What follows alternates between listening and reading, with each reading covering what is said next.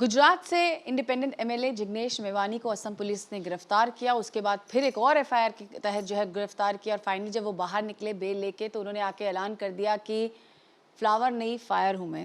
जिग्नेश मेवानी जी हमारे साथ हैं। ये पुष्पा का रूप आपने क्यों धारण कर लिया है? लड़ना पड़ेगा इनके खिलाफ।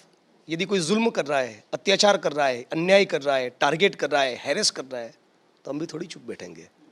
और असम के न्याय तंत्र ने जिस प्रकार का कमेंट किया, असम की पुलिस और सरकार को अपने चरित्र के बारे में सोचना चाहिए।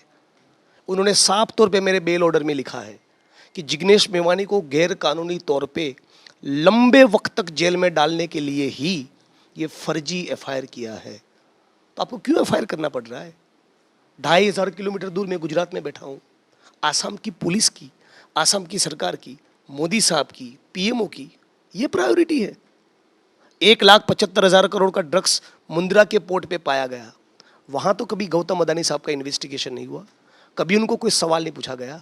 22 एग्जाम का पेपर लीक हुआ, उसमें कभी कोई ठोस कार्रवाई नहीं हुई। एक महिला कार्यकर्ता ने, जो दलित समाज से बिलोंग करती है गुजरात में, भाजपा के मंत्री के खिलाफ बलात्कार का इल्ज़ाम लगाया। उसकी कोई पूछताछ नहीं, कोई एफआईआर नहीं, कोई गिरफ्तारी नहीं, इस्तीफा भी आप उसका नहीं ले रहे हो। और मैं प्रायोरिटी हूँ आपकी।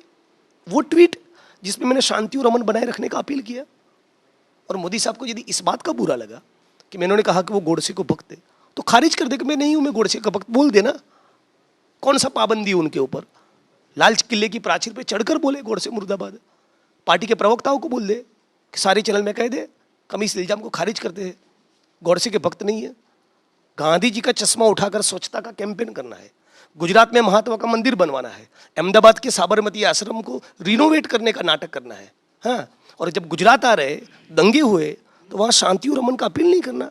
और यदि कोई आपको ये कह रहा है शांति और अमन का अपील करो, उसमें एफआईआर कहाँ से बनता है?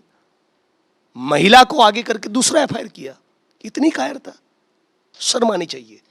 अच्छा, लेकिन आप तो बिल्कुल पुष्पा मोड में आ गए। आपने यहाँ से ये भी अनाउंस कर दिया है दिल्ली से कि 1 जून से आंदोलन। बिल्कुल। क्यों? मैं अपने खिलाफ जो केस हुए, फर्जी केस, फर्जी एफआईआर मेरे खिलाफ जो हुई, वो वापस लेने की डिमांड नहीं कर रहा हूँ। लेकिन मेरे विधानसभा क्षेत्र में जो लोग प्रोटेस्ट कर रहे थे, उनके खिलाफ जो केस हुए, ऊना के वक्त जो लोग मेरे साथ आंदोलन किए, उनके ऊपर जो एफआईआर हुए वो वापस लीजिए। पाटीदार समुदाय के ऊपर जो केस लगे वो वापस लिए। दलितों के ऊपर के केस क्यों वापस नहीं ले रहे? ये जो पूरा ड्रग्स आ रहा है, गुजरात के लोगों की रगों में खून के बजाय ड्रग्स को आप भरना चाह रहे हैं, उसमें जांच क्यों नहीं हो रही है? 22 एग्जाम का पेपर लीक हुआ, 1-2 नहीं 22। कोई मजाक है? छोटी बात है?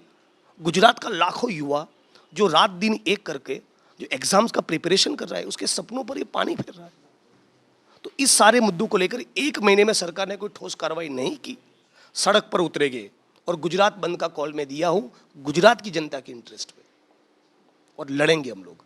अच्छा, इसके साथ साथ एक जब आप अरेस्ट थे तो एक और मुद्दा बहस शुरू हो गया, वो है यूनिफॉर्म सिविल कोड का। उसको कैसे देखते हैं? अभी इस मुद्दे पे मैं कमेंट नहीं करना चाहूँगा। मेरे साथ जो हुआ है, मुझे जिस प्रकार से टारगेट किया है, मैं उसी के मुद्दे पर बोलूँगा। अच्छा, एक चीज़ और बताइए। आपने एक और चीज़ भी कह दी, कहा कि 24 घंटे तक दिल्ली में ही हूँ। तो आपको लगता है फिर से आपको अरेस्ट किया जाएगा? उनको जो करना है करे, उनको जो करना है करे। वो तो वैसे भी कानून और संविधान में मानते ही नहीं है, वरना फर्जी एफआईआर करते। आरएसएस के लोग तो यहाँ तक कह चुके हैं कि बाबा साहब के संविधान को समंदर में फेंकना चाहिए, हमको मनुस्मृति चाहिए, संविधान नहीं। वो लिख चुके हैं आरएसएस को लोग। पत्रकार सवाल पूछ सकते हो, उसके ऊपर राष्ट्रद्रोह लगाते हो, सेडिशन लगाते हो।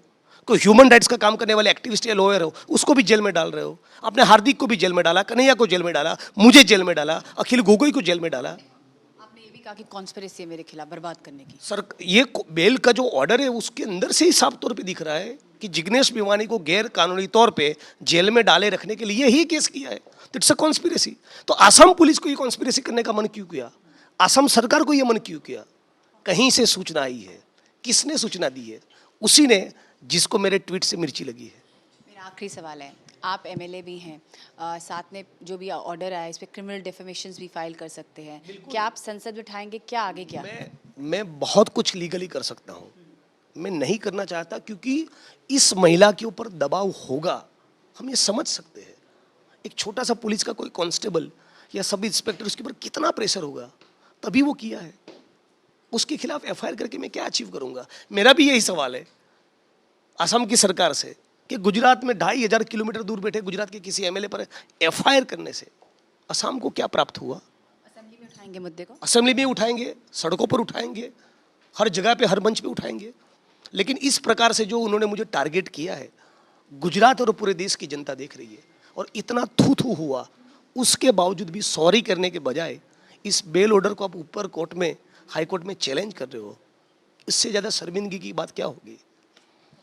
तो पहले से ही जो है उन्होंने कह दिया था कि मैं फ्लावर नहीं हूँ, फायर हूँ, और उसी तेवर में नजर आए इस समय जिग्नेश मेवानी हमसे बात करते हुए। कैमरा पर्सन संजय कुमार के साथ मैं सुप्रिया भारद्वाज, आज तक, दिल्ली।